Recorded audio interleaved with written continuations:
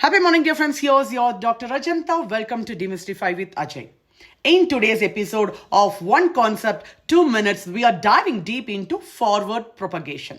Imagine ordering a cup of coffee from a vending machine. You press a button and inside the machine, a series of steps occur.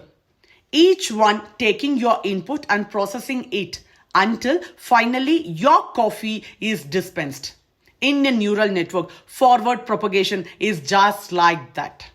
Your input raw data like an image and it follows forward through layer after layer, with each layer transforming the data a bit more until the network gives you a final result, whether it's a dog or it's a cat.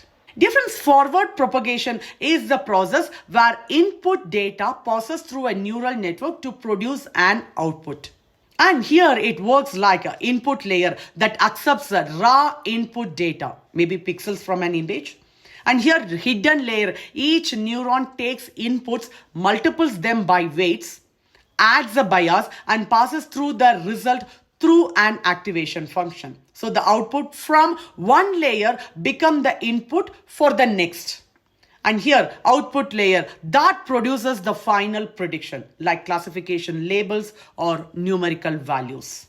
And here, dear friends, forward propagation does not involve learning. It's simply the process of computing the output from inputs using the current weights. Forward propagation is the thinking part of the network, how it processes input to produce intelligent outputs. It's the first step before learning kicks in. Thanks for watching. If you found this helpful, don't forget to like, share and subscribe. See you in the next video, dear friends. Happy learning.